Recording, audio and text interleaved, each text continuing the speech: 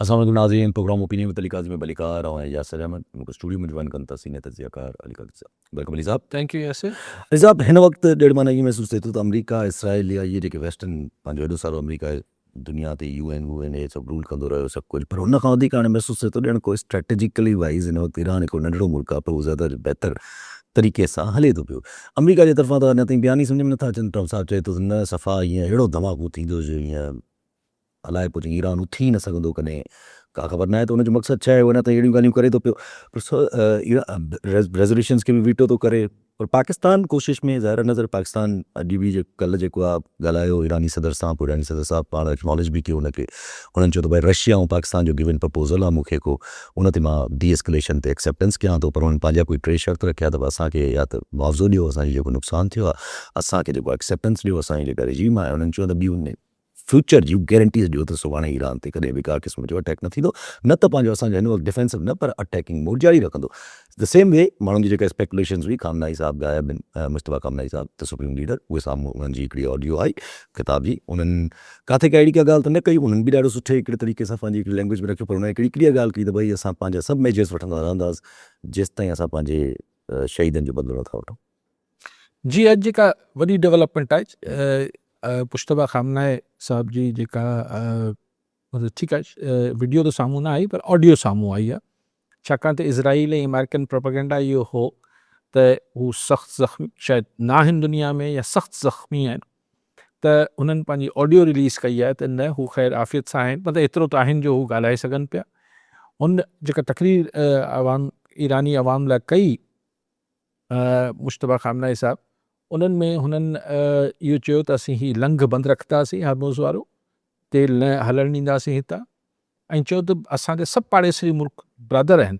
लेकिन इहा आहे त छाकाणि त हू दुश्मननि खे हुते पंहिंजी यानी अमेरिकन जेके बेसिस आहिनि उहो जेसि ताईं हुते हलंदियूं रहंदियूं असीं हुते अटैक कंदा रहंदासीं. लिहाज़ा मुंहिंजी सलाह इहा आहे, मतिलबु सजेशन इहा आहे त तव्हां हीउ बंदि करे छॾियो बेसिस, त जीअं असां तव्हां ते हमिलो तव्हांजी बेसिस ते हमिलो न कयूं. लेकिन मतिलबु हुननि चयो त बदिलो वठंदासीं, ख़ासि तौर ते हू जेके ॿारड़ियूं शहीद थियूं आहिनि उन्हनि जो बदिलो वठंदासीं, सभु कुझु ॻाल्हायो. लेकिन अमूमन जे सीनियर आयतुल्ला अली खामनाई साहब जेको आहे उहो अमेरिका जो ज़िक्र कंदे हुनखे शैतान ऐं ग्रेट शैतान चवंदा हुआ. मुश्तबा खामनाई अॼु अमेरिका खे उहो न चयो, बाक़ी एनिमी ऐं ज़ाहिर दुश्मन त आहिनि, हमिलो कयल आहे.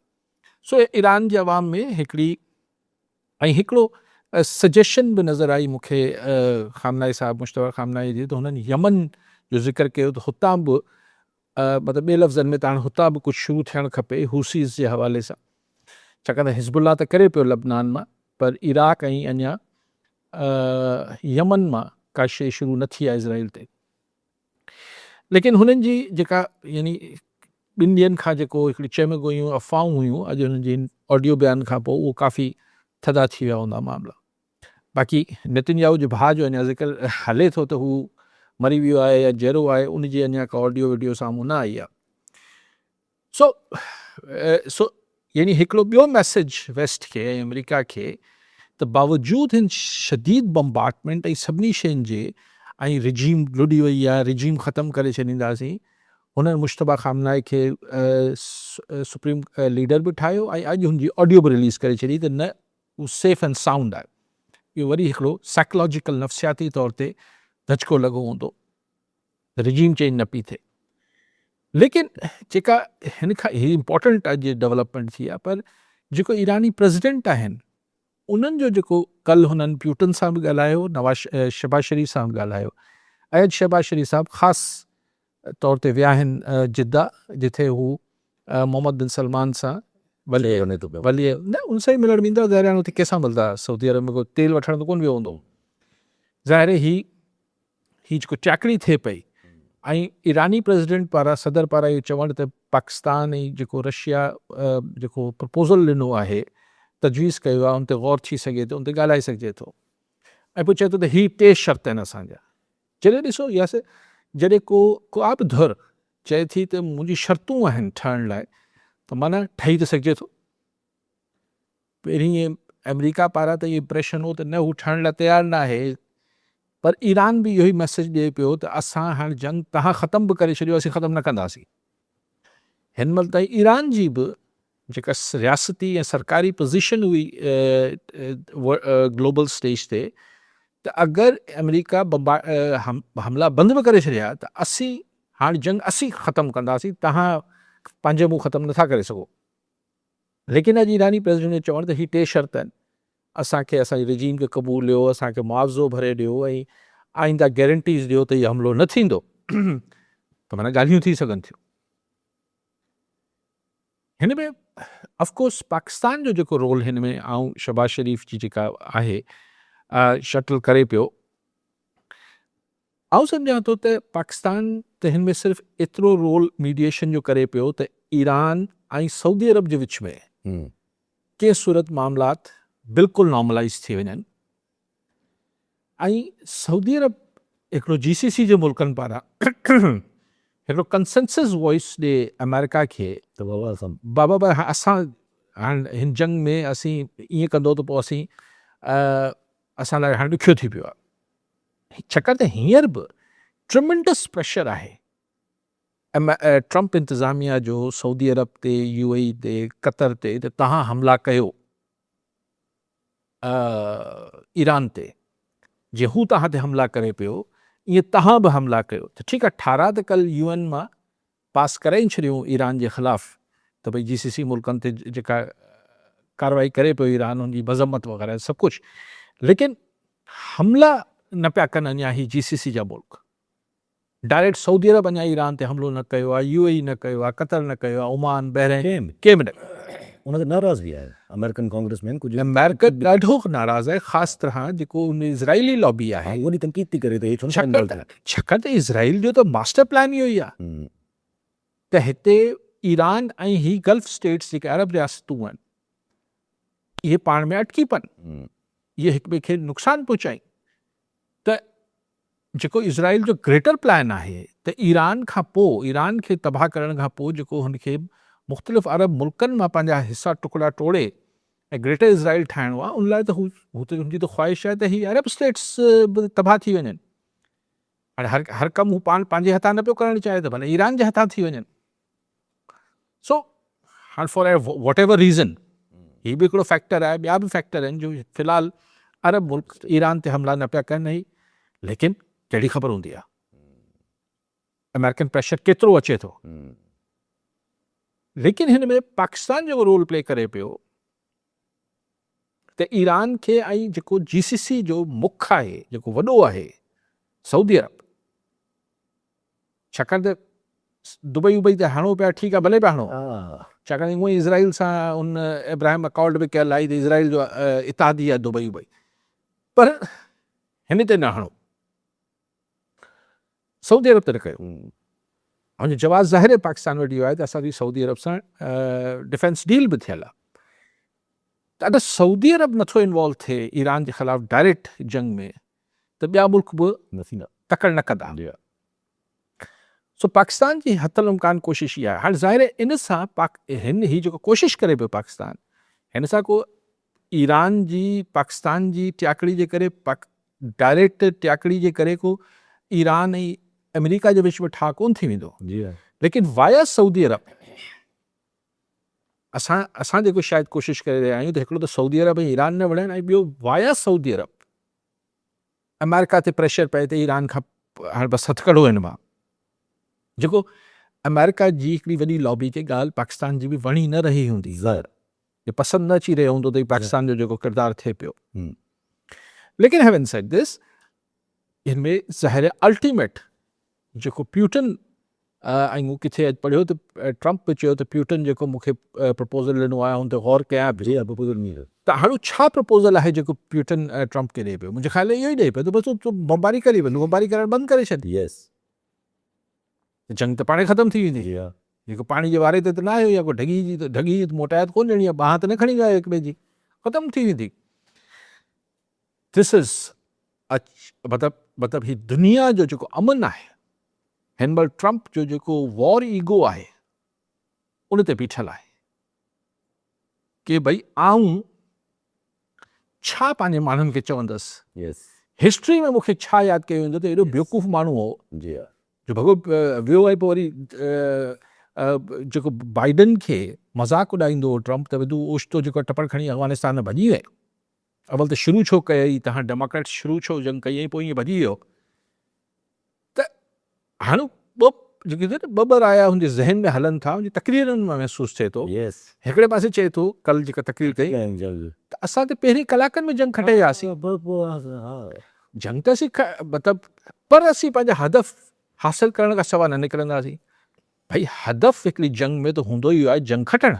यस जेसिताईं तूं अदब अची न कयईं त जंग छा कटियो आहे। त पोइ या त ॿिनि मां हिकिड़ी ॻाल्हि ग़लति थो करे, माना तूं जंग न खटियो आई, जॾहिं तूं पंहिंजो हदफ़ पूरो न कयो, टारगेट हासिल न कयो, त तूं जंग कीअं खटे वरिती भाई जंग।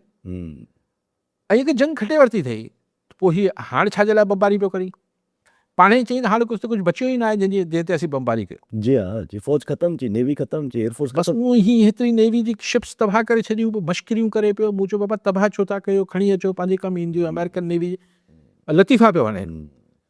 लेकिन ॻाल्हि इहा आहे त बेसिकली त हुनखे पाण ख़बर नाहे त आऊं थींदो आहे न त माण्हू कप खणे, वर्ल्ड कप या कंहिं रांदि में आख़िर में वञी ट्रॉफी खणी ईंदो आहे, पंहिंजे मुल्क जी कप्तान ॾेखारे ॾिसो ट्रॉफी खटे आयो आहियां, कप खटे आयो आहियां।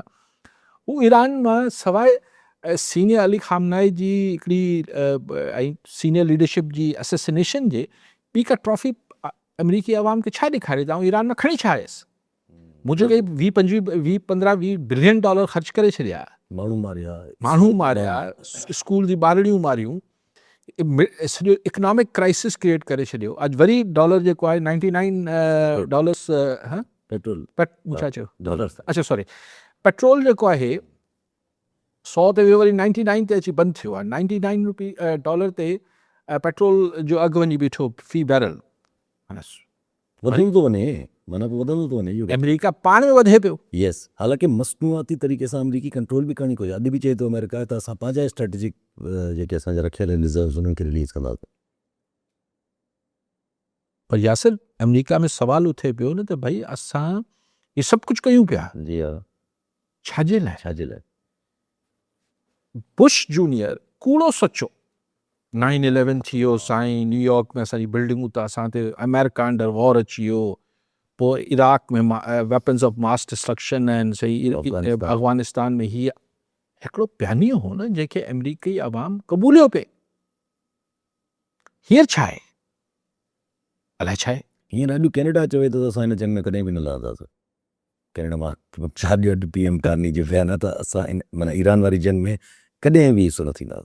माना इहो फ़ैसिलो आहे, स्टेटेड पोज़ीशन आहे कैनेडा जी। मूं चयो त अमेरिका जी हू थोरी डिघी एकेडमिक बहस में जेको हिकिड़ो ॿ दफ़ो पाण कई आहे त अमेरिका बतौर सल्तनत हिकिड़ी अंपायर जे, उहो त हिन जो डाउनफॉल आहे। पंहिंजी मिथ ख़तमु करे पियो, पंहिंजी इकनॉमिक मिथ ख़तमु करे छॾी, जेका माशीन जी सुप्रमेसी हुई उहो टैरिफ जी रांदि खेॾे ख़तमु करे छॾी, पंहिंजी मिलिट्री माइट हींअर एक्सपोज पियो करे, मिथ एक्सपोज पियो करे, ऐं सॉफ्ट पावर ख़तमु करे छॾी। त हिकिड़ी एम्पायर वटि हूंदी हुई टे शयूं आहिनि। अच्छा, तव्हां कॉलर वॾो पहुचो था पिया, असलम भट्टी कराची मां। जी भट्टी साहब, छा चवणु चाहींदा? जी, मूंखे चवणो इहो हो त अॼुकल्ह असांजे पाड़े में जेको आहे जंग लॻी पई आहे, ऐं ॿियो थर्ड वर्ल्ड जो बि ख़तरो असांजे मथां लॻो पियो आहे, इकनॉमिकल वॉर बि हले पई, ऐं मुल्क जेको आहे न इलाही ख़तरात में आहे। इन पोज़ीशन में असांजी मुस्लिम लीग नून जेको आहे निहाल हाशमी खे सिंध जो गवर्नर नॉमिनेट करे ऐं समरी जेका आहे उहा प्रेसिडेंट खे मोकिली आहे, त छा इहा समरी पास थी वेंदी? नंबर ॿियो त MQM जो छा थींदो, छा उहो पुराणी पघार ते कमु कंदा पिया या वरी शोर कंदा? जी ठीकु साईं। भट्टी साहब, हिकिड़े पासे तव्हां चयो पिया वर्ल्ड वॉर 3 थियण जो ख़दशो आहे, जंग लॻी पई आहे, गवर्नर टिसोरी हुजे या निहाल हाशमी हुजे, कहिड़ो फ़र्क़ु पए? जी, लेकिन बहरहाल में कहिड़ो फ़र्क़ु आहे? बहरहाल हीअ बि हिकिड़ो, चलो पोइ त जंग ते पोइ था अचूं साईं, भट्टी साहब जी ॻाल्हि ते कचहरी करे था वठूं। त टिसोरी आउं सम्झां थो त हीअ जेको रीसेंट हाणे पीपल्स पार्टी हिन खे ओपनली क्रेडिट न पई खणे त हुन हटायो आहे, पर हीअ जेको रीसेंट थियो ऐं हुन खां पोइ हीअ जेको बि MQM पीपल्स पार्टी ऐं गवर्नर हाउस में कुझु शयूं थियूं, उन खां पोइ हीअ जेको बिल पास करण खां पहिरीं पीपल्स पार्टी ऐं नवाज़ लीग वारनि में वरी हिकिड़ी ॾे वठि थी, जेको जंग जी ख़बरनि में दॿियल रही ॻाल्हि, पर हलियो त पियो न त भई पीपल्स पार्टी जा तहफ़ुज़ात आहिनि, पीपल्स पार्टी चए थी असांजी डिमांड्स पूरी कयो।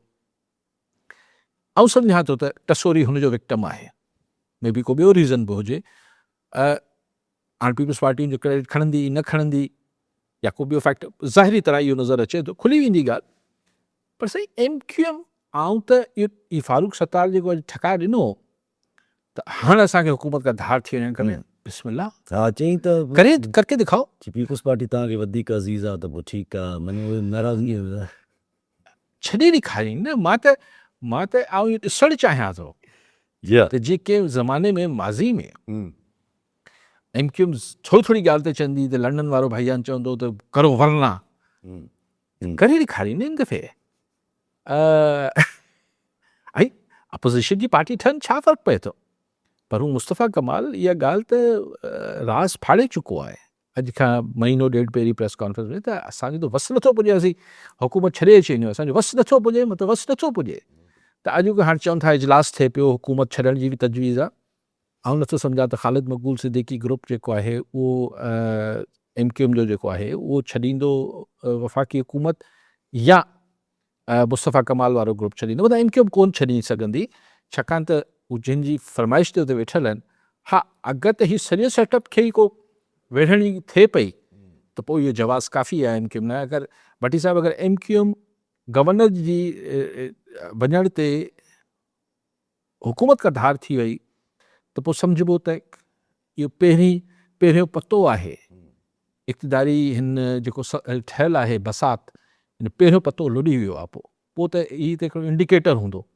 पर ॾिसो मुंहिंजो अगरि वरना अगरि इहे न आहे त कुझु कोन थींदो। सियासी हिसाब सां त का अहिड़ी का सोच उभरण जो को ख़दशो बाक़ी एहतिजाज कबो, पंहिंजा मुतालबा रखबा न, बाक़ी सियासी हिसाब सां को ख़दशो न आहे। ऐं त पंहिंजी ॻाल्हि हले पई त ज़रा हीउ जेको अमरीका करे थो पियो या जेको बि हले थो पियो, इवेंचुअली जीअं बार बार ॻाल्हाईंदो, जीअं तव्हां पाण चयो, बार बार ज़िक्र बि थींदो आहे त एम्पायर त वञे थी पई, पर इंट्रस्टिंग आहे। पर सोवियत जॾहिं किरी त पाकिस्तान जे बॉर्डर पे ई आहे की जंग थी ऐं पोइ कमु ख़राबु थियो, वरी पोइ हेॾे बि हाणे थिए ईरान में पाकिस्तान जे बॉर्डर ते अची जंग पुॼी आहे। ॾिसो हिकिड़ो $1 मिलियन जंहिंजो जवाबु कंहिं वटि ई कोन्हे, तंहिंजे करे पाण वटि बि कोन्हे, त छा ट्रम्प हाणे इहो रियलाइज़ कंदो त हुन खां हिकिड़ो ब्लंडर थी वियो आहे, हिकिड़ो ॾचो हुन पंहिंजी ॻिची विझी छॾियो आहे, ऐं इज़राइली लॉबी जे प्रेशर मां निकिरी करे इंडिपेंडेंट डिसीशन वठंदे पुल आउट करे थो त सूरत हाल हिकिड़ी थी वेंदी। पोइ रस्ता निकिरी ईंदा ठाह जा बि सभु का, ऐं पोइ इज़राइल अकेलो हिते इहो जंग कंटिन्यू नथो करे सघे न, पोइ त डिघो अरसो नथो, पोइ 5-6 ॾींहं, हफ़्तो 15 ॾींहं, लेकिन पोइ हीअ वरी उते ई फोकस कंदो लबनान ते, हिते उते पंहिंजा जेतिरो इलाइक़ो हिन कब्ज़ो कयो आहे हीअं लबनान जो या वेस्ट हिन ते गज़ा में, उनखे कंसॉलिडेट करण जी कोशिशि कंदो। ठीकु आहे, पहिरें मरहले में इहो एतिरा स्क्वायर मील त मूंखे मिली आहे, हाणे इज़राइल खे थोरो अञा एक्सपेंड करण लाइ। लेकिन अगरि न आहे, छाकाणि त हिन ट्रम्प खां त भरोसो न आहे, त पोइ ट्रूप्स ऑन ग्राउंड खां सवाइ, यानी पंहिंजा फ़ौजी लाहिण खां सवाइ का बि वाट न आहे। त फ़ौजी कीअं लाहींदो? कुर्द्स पहिरीं ईंदा न। हाणे कुर्द जेके इराक़ मां आहिनि उन्हनि खे सीरिया वारा झलीनि पिया त हिन अमेरिका भाई ते एतबार न कजांइ, असांखे बि धकु ॾियो अथई सीरिया में। इवन टर्की खे बि परेशानी आहे, ऐं टर्की खे परेशानी आहे, पर टर्की जी परेशानी खे शायदि इग्नोर करे छॾीनि, पर हू पाण त हिमत कनि न कुर्द्स। ऐं कुर्द छा कंदा? घिड़ी वेंदा त छा अकेला घिड़ंदा? पोइ यकीनन अमेरिकी मरीन्स ऐं एयर सपोर्ट ऐं हीअ सभु घिड़ंदी उन्हनि सां गॾु। हाणे हू इराक़ मां त दाख़िल थींदी, अलाह करे सिर्फ़ु इराक़ मां ई दाख़िल थिए, त पोइ हिकिड़ी ज़मीनी सिचुएशन बि शुरू थी वेंदी। एंड देन इट्स पोइ हाणे त अॼु मूं CNN ते ॿुधो पियो, पहिरीं त सोशल मीडिया जी ख़बरूं त थींदियूं आहिनि, पर CNN ते मूं ॾिठो पिए, तुंहिंजो रिपोर्टर चए पियो त वेस्ट जा मिलिट्री सोर्सिस कंफर्म कनि पिया त रशिया जेको आहे हू ईरान खे हाणे सिर्फ़ु ईअं जनरलाइज़ क़िस्म जा मदद न पियो करे मुफ़्त, हाणे उनखे जेके अमेरिकन ऐं इज़राइली टारगेट्स आहिनि उनजी इंटेलिजेंस थो ॾिए, उन्हनि जी सैटेलाइट इंटेलिजेंस ॾिए पियो, टेक्टिकल मदद करे पियो। इहो त रशिया जो त अचे पियो अञा। चाइना छा माठि करे वेठो हूंदो? चाइना बि शदीद हिन ते हाणे आस्ते आस्ते तव्हां चाइना जा बयान बि पढ़ो त उनजो फॉरेन ऑफिस हाणे बयानु सख़्तु मां सख़्तु कंदी वञे पई। त पोइ त हीउ वर्ल्ड वॉर आहे न। ऐं Russia will love to see it, जी हा China, even China will love to see it. जी हा सिर्फ़ु चाइना जो मसइलो इहो आहे त चाइना नथो चाहे त ही हार्मोस वारो जेको आहे हुनजी जेका सप्लाई आहे 15-20% को चए थो 25% जेको उहा हुनखे डिस्टर्ब करे पई, पर रशिया खे त इहो बि फ़ाइदो ॾिए पई। इहो बि फ़ाइदो ॾे जेतिरो GCC जा मुल्क, मिडल ईस्ट जा मुल्क गैस ऐं तेल जी सप्लाई हिननि जी बंदि रहंदी, ओतिरो रशिया जे तेल ऐं गैस जी सप्लाई डिमांड त अञा वधी वेंदी। जी हा जी हा त इंडिया खे त हिकिड़े महीने जो वेवर ॾेई छॾियो अमेरिका बहादुर। पोइ यूरोप बि चवंदो बाबा छा कयूं, यूक्रेन पंहिंजी जाइ ते हुजे पर रशिया खां ई वठिणो पवंदो, गुज़ारो त करिणो आहे। सो सो ही जेका वॉर आहे, पोइ अमेरिका अगरि हिकु दफ़ो फ़ौजी लाहे छॾिया पंहिंजा, पोइ त गेम रशिया ऐं चाइना लाइ तमामु सवली थी वेंदी, ऐं पोइ पाकिस्तान लाइ बि शयूं ॾुखियूं थी वेंदियूं, ॾुखियूं या शदीद ॾुखियूं। अच्छा इहे ॻाल्हियूं कनि था पिया कुझु तजानिकार, कल मोहम्मद मालिक साहिब जे प्रोग्राम में वेठा हुया फॉरेन असांजा एक्स डिप्लोमेट, उहे चवनि पिया त पाकिस्तान खे सम्झणु खपे त इहा वॉर त फ़िलहाल जेतिरो रुकण में नथी अचे, पर अगरि रुकण में न आई त it will not be one way street, it will be two way street, ऐं चाइना लाज़िम इन्वॉल्व थींदो, ऐं जंहिं चाइना इन्वॉल्व थींदो त हू पाकिस्तान जो ऑप्शन ही इस्तेमालु करणु चाहींदो।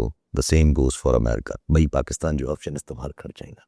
बिल्कुलु सही था चवनि, ही पाकिस्तान लाइ वॾी मतिलबु पोइ पाकिस्तान खे फ़ैसिलो करिणो पइजी वेंदो। यस त चाइना और अमेरिका, ही जेको चाइना ऐं अमेरिका आहे हींअर उर्दू जो और है ना कि अमेरिका भी और चाइना भी हमारे दोस्त हैं, पोइ अंग्रेज़ी वारो और अची वेंदो वेदर चाइना और अमेरिका, बिकॉज जियोग्राफिकली चाइना खे एक्सेस ई कोन्हे ईरान ताईं न, वरी साॻियो पाणी न जॾहिं वरी या त अफ़गानिस्तान वारी पटी वठे, उहा ख़ुदि इंडिया इज़राइल जे इन्फ्लुएंस में आहे, त सेफ रूट पाकिस्तान ठहे थो।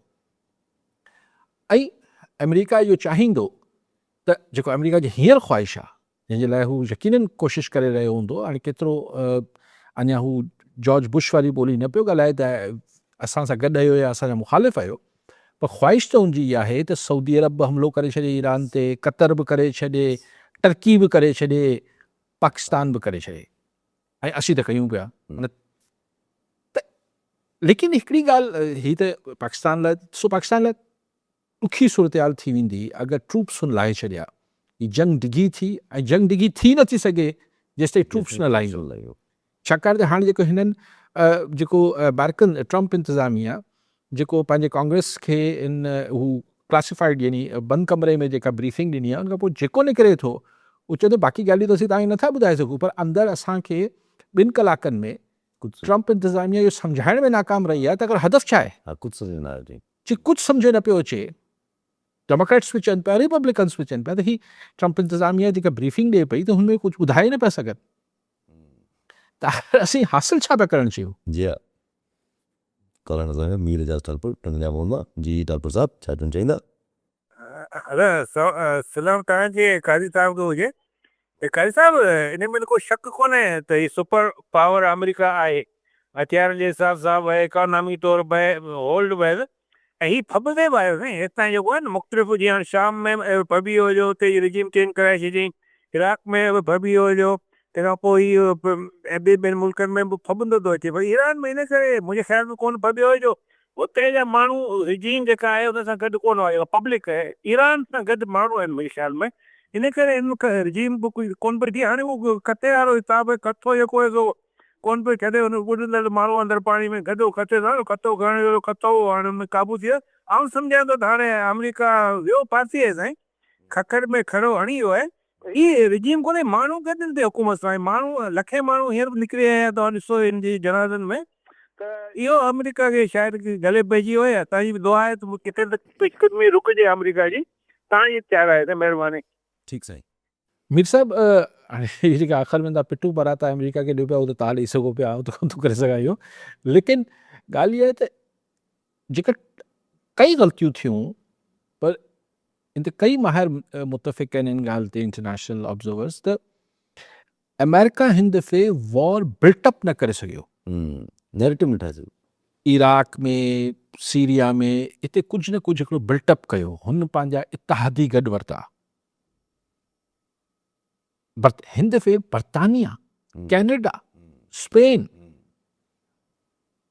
तव्हांजा मतिलबु इहे जेके अगरि तव्हां ही अरब सॻोरनि जे आसिरे ते हो त ठीकु आहे बेसिस हुयूं तव्हांजियूं सो जेके आई पोइ पब्लिक पंहिंजी पब्लिक बि अरब्स बि त मॉरली बि सपोर्ट न नी एग्ज़ैक्टली हू पछाणो मजबूर आहिनि उनजी बेसिस आहिनि उते हू इस्तेमालु कनि पिया हू चवनि था पिया हुननि जा पंहिंजा एनालिस्ट हुननि जा सभु कुझु वेड़ा चवनि था पिया जंगी न आहे असांजी जंगी अमेरिका जी आहे। अमेरिका जी ऐं इज़राइल जी आहे न छाकाणि इज़राइल उनखे लीड करे पियो ॿियो त छॾियो दुनिया ट्रम्प त पंहिंजे मुल्क में ई बिल्टअप न करे सघियो नैरेटिव त थ्रेट आहे त थ्रेट आहे पोइ हीअं आहे पोइ कोई कूड़ो सचो जीअं 9/11 हो कुझु न कुझु त ठाहींदा न त कुझु बि न करे सघिया बसि इज़राइल वञे पियो तंहिंजे करे असां चयो हीअ वञे पियो हलो गॾु संगत सां हाणे महल ट्रम्प जेको आहे नेतन्याहू महल वल संगत सां गॾु हुजे उहो हरकत थी वई हाणे असांजे ज़ाती मामलनि में त ठीकु आहे सो मीसा आवाम त पंहिंजी जाइ ऐं हुननि जी कैलकुलेशन यानी CIA मुसाद सभु ग़लति साबित थिया ऐं अलाए कंहिं ॿियनि बि चवनि था त मुस्लमान मुल्कनि बि सलाहूं ॾिनियूं त न साईं बसि वारो थींदो ऐं पब्लिक उहो ई ईरान में रिजीम ख़िलाफ़ु आहे बसि निकिरी ईंदी उहो चरियो हिकिड़ो मश्करो विहारे वेठा आहिनि उहो शहनशाह जो पुटु रज़ा शाह हुनखे नंढे हूंदे बादशाह जो पुटु रहियो आहे त उन दिमाग़ में निकिरे ई कोन थी थिए अञा पंहिंजे पाण खे प्रिंस सॾाए थो प्रिंस सॾाए थो एक दफ़ा देखा है दोबारा देखने की आरज़ू है त हाणे उन अच्छा पोइ तव्हां इहो यानी सॼी कैलकुलेशन इहा हुई त असीं हिननि खे मारे छॾींदासीं ऐं बम्बार्टमेंट कंदासीं माण्हू रोडनि तां निकिरी केरु माण्हू नॉर्दर्न अलायंस किथे हो हिते कहिड़ी मॉडरेट को पार्टी कहिड़ी मॉडरेट की ॿी पार्टी हुई छा हो कहिड़ी दरिश यार ये त पाण बि यासि प्लानिंग सुठी करे वठूं हिन लाइ जफर नकवी हैदराबाद में। जी नकवी साहब क्या कहना चाहेंगे? अस्सलाम वालेकुम बेटे यासिर अल्लाह सलामत रखे मोहतरम अली काजी साहब सलामत रहें खुश रहें अल्लाह आपको कायम रखे। काजी साहब मैंने जो इंसानी नफ्सियात मसाइदा है कि हम बहादुर को जो लोग यानी बहादुरी एक ऐसी जो एक सिफत है कि उसे लोग पसंद करते हैं और ख़ास तौर पे मजलूम और कमज़ोर लोगों के मुकाबले में नेचुरल ये चीज़ है कि इंसान मजलूम का साथ देता है। हम जो कंटिन्यू सदियों से देखते चले आ रहे हैं देखे ना यानी एक अदा थी जुल्फ़िकार अली भुट्टो शहीद की कि उन्होंने UNO के उसमें बैठ के और जब वो रेजोल्यूशन को 2 टुकड़े करके वो उठे थे कि हम 1000 साल तक लड़ेंगे तो जिसकी खातिर तो उस पर पूरा पाकिस्तान उनके पीछे खड़ा हो गया था। उनकी शहादत के बाद पंजाब में 5 लोगों ने अपने आप को सुसाइड किया था। आयतुल्लाह अली खामनाई इनके उनसे पहले ये अमेरिका की जैसी सुपर पावर को जो 180 मासूम बच्चों को कत्ल करके इल्ज़ाम भी उन्हीं पे लगा रहा कि ईरान ने मारा था इन्हें, जो इस हद तक बॉम्बिंग कर रहा हो कि पेट्रोल के ज़खायर और खाने पीने की चीज़ें जो जंग में बाकायदा ममनू है कि आप किसी की खेती बाड़ी नहीं उजाड़ेंगे, रास्ते नहीं बर्बाद करेंगे, तो मासूम लोगों को नहीं मारेंगे जी। आज तो उसके खिलाफ मुझे ये लग रहा है कि हमारे यूनाइट होने का एक मौका मिल गया है। जो अरब स्टेट्स भी इस वक्त एंटी अमेरिका के कहने पे ईरान से लड़ने को तैयार नहीं है, शायद चूँकि वहाँ की आवाम का मिजाज भी वही है और बादशाह आते हैं तो खैर गिफ्ट में मिलती हैं, जैसे सर के खिताब सदियों से अंग्रेज़ ने दिए कुछ खुशामदियों को।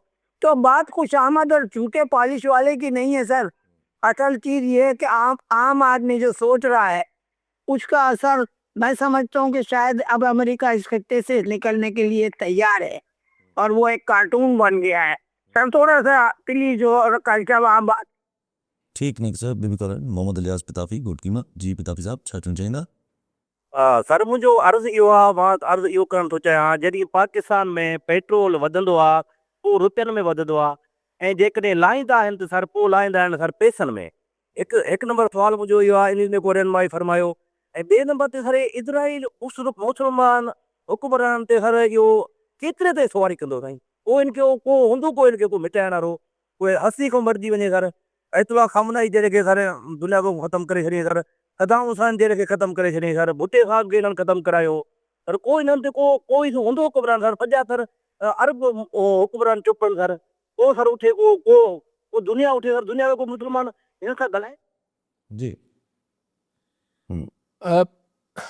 नकी साहब, मुसलमान देखें, मैं हमेशा ये समझता हूँ कि रियासतों का अपने मुफादात होते हैं और वो अपने मुफादात और अपनी इस्तिदाद के साथ ही ऑपरेट करते हैं। ये एक ठीक है, एक उम्मा, एक कौम, वो सब चीज़ें होती हैं, लेकिन हमने देखा है कि ऐसा नहीं होता है। मतलब इवन क्रिश्चियन स्टेट्स भी, सिर्फ मुसलमानों की बात नहीं कर, लेकिन ये जो ग्रेटर इज़राइल है, जो एक ज़माने कहा जाता था कि ये एक ज़्यादा शोशा है, कोई इतनी, अब वो खुल कर बिल्ली जो भी है वो थैले से बाहर निकल के बाहर नाचना भी बिल्ली शुरू हो गई है। तो दैट इज़ अ थ्रेट। वरना इजिप्ट क्यों लड़े भाई इजराइल से? उसको अमेरिका जो है वो पैसे देता है, $1-2 बिलियन हर साल के मुफ्त के देता है। जॉर्डन की बादशाहत चल रही है, अरब रियासतों की बादशाहतें चल रही हैं, हर किसी के अपने मुफादात हैं। यूएई ने इजराइल से दोस्ती की हुई है, टर्की ने भी उसको रिकग्नाइज किया हुआ। लेकिन जब कहते हैं ना अपने पे पड़ेगी तो फिर ऑप्शन नहीं रहेगा। अगर ये चीज़ एक्सपेंड होती है तो चाहते ना चाहते, आप कल तैयब अर्दगान का जो भी है, टर्की कौम अपनी जगह टर्की, लेकिन तैयब अर्दगान एक बहरहाल शो करता है कि वो लेवल है, कि वो कहता है कि काय का सुन्नी, काय का शिया, काय का कुर्द, काय का अरबी, काय का टर्की, और हम सब मुसलमान हैं। अब फिर इसमें यह भी मसला है कि आखिर उम्मा को लीड कौन करे?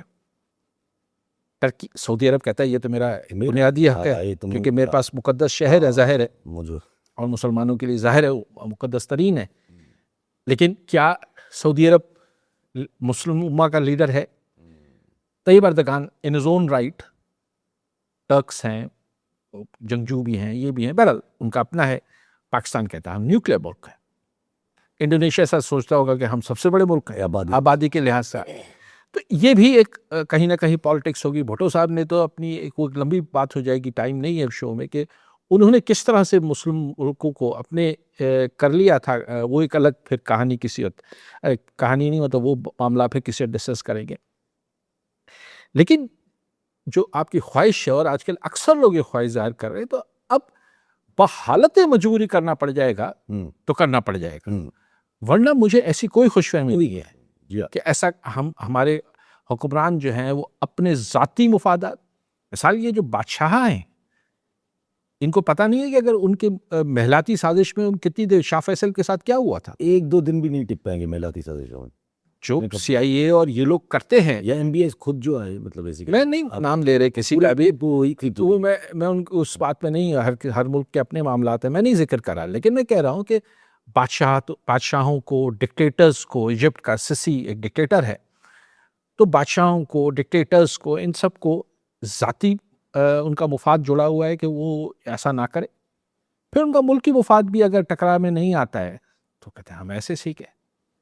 लेकिन जब उनका मुल्की मामला भी आएगा और ज़ाती मामला भी आएगा, तो फिर जाहिर है कि सोच तब्दील होगी, और फिर वो जो एक मुसलमान एक बैनर के नीचे जमा हो जाए। कितने गजा में 2-2.5 लाख 3 लाख औरतें, बच्चे, मर्द मार दिए। मुसलमान मुल्कों ने पीस पोल जाके बना लिया। यस, और बैठ गए साथ जाकर नेतन्याहू के।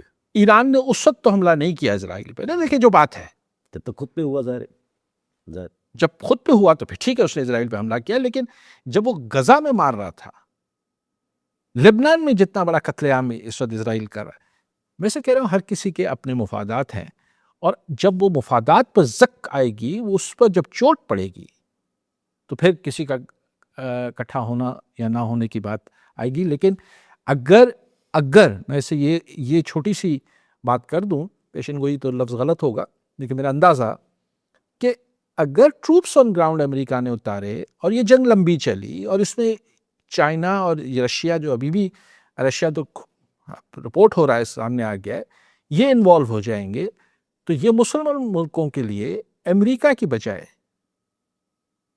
ये ब्लॉक जो होगा रशिया और चाइना वाला, ये उनको ज़्यादा सूट करेगा। चाइना ने आज बोला है मिडल ईस्ट के मुल्कों को, ये जो अरब मुल्क हैं, तो मतलब दूसरे लफ्ज़ों में कि भाई अपनी ऑप्शंस ठीक रखो, अमेरिका कोई हरफ आखिर नहीं हो गया।